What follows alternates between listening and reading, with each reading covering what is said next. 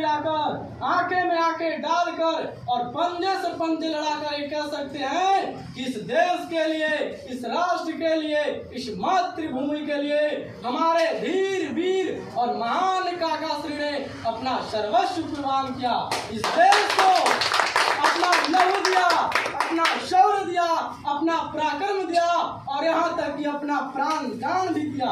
और शुरू से लेकर आज तक न जाने हमारे कितने वीर वीर और महान योद्धाओं ने और हमारे पूर्वजों ने अपना सर्वस्व कुर्बान कर दिया, लेकिन इतिहास के चाटुकारों ने और सत्ता के चाटुकारों ने हमें जानने ही नहीं दिया, क्योंकि वे जानते थे अगर इन्हें इनकी सच्चाई से अवगत कराए तो ये अपने आप में आइटम बम है और जब ये फटेंगे तो मानो पूरे देश से, देश के दुश्मन और पूरे विश्व से भारत के दुश्मन स्वतः मिट जाएंगे। हमारे धीर वीर काका श्री स्वर्ग की राज सिंहासन पे विराजमान होकर ये सोच रहे होंगे हमने ऐसा जगाया चेतन यहाँ, हमको शाही सलाखें झुका ना सकी, हमने शोलों पे सैया सजाई सदा, हमें वक्त की ज्वाला जला ना सकी, हम शहीदों के कुएं में पैदा हुए, हमें अर्थी की भाषा रुला ना सकी और अपना दीपक लहू से जला सदा, जिसे ये आंधी भी चाह कर बिझा ना सकी।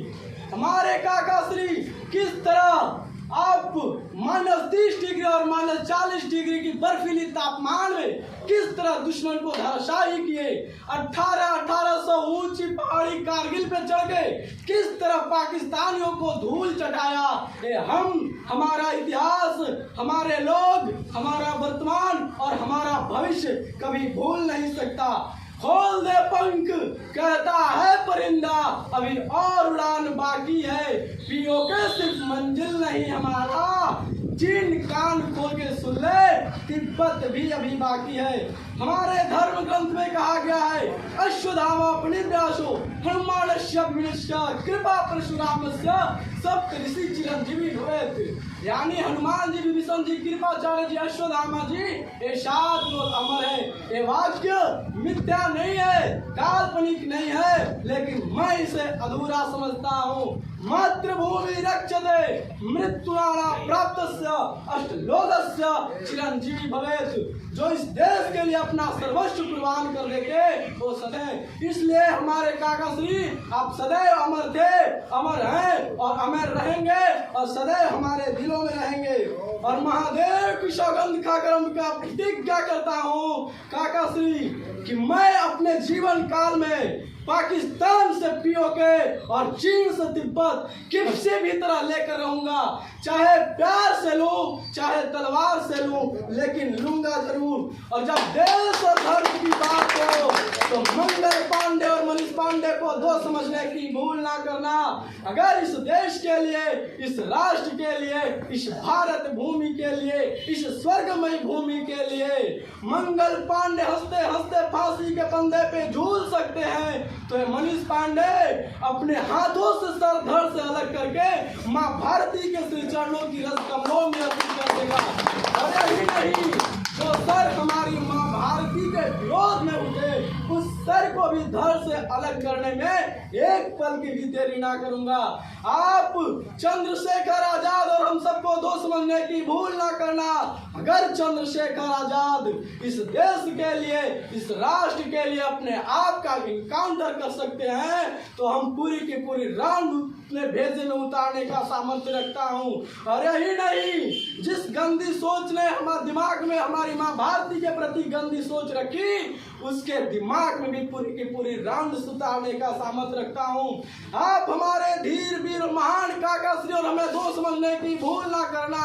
अगर हमारे काका श्री -30 डिग्री और -40 डिग्री की बर्फीली तापमान में भी दुश्मन को धराशायी कर सकते हैं, हमारे काका श्री कारगिल की 1800 फीट की ऊंची ऊंची पहाड़ियों पे चढ़ के दुश्मन को धूल चटा सकते हैं, तो हमारी भी कदमें कभी पीछे नहीं हटेगी। और जिस दिन ये सामर्थ हमारे हरेक लोगों में आ गई, हमारी हरेक भारतीय में आ गई, उस दिन सिर्फ पीओके हमारा नहीं होगा, उस दिन तिब्बत हमारा नहीं होगा, उस दिन पीओके पे साम्राज्य हमारा तिब्बत पे साम्राज्य हमारा नहीं होगा, पूरा विश्व हमारा होगा और पूरे विश्व पे साम्राज्य हमारा होगा। आज हम सबको, हमें लगता है कि हम सबको आज काका श्री को साक्षी मानकर हम सबको एक प्रतिज्ञा करनी चाहिए कि चाहे कितनी भी विपरीत परिस्थितियां आएंगी, कभी पीछे नहीं हटूंगा। जब तक सांस में सांस है तब तक देश और धर्म के लिए लड़ूंगा, फिर चाहे विजय मिले या वीर गति, दोनों को अपना परम सौभाग्य समझूंगा। इतना ही कहकर अपनी वाणी को विराम देते हुए कहना चाहता हूँ कि गिरा जहाँ पे खोल वहाँ पत्थर पत्थर जिंदा है, जिस्म नहीं है मगर नाम का अक्षर अक्षर जिंदा है। जीवन में ऐ कहानी अक्षर अक्षर गढ़ लेना, शौर्य यदि कभी झुक जाए तो देश और धर्म पे मिटने वालों शहीदों की शहादत को तुम फिर से याद कर लेना। जय मां भारती और जय मां भारती।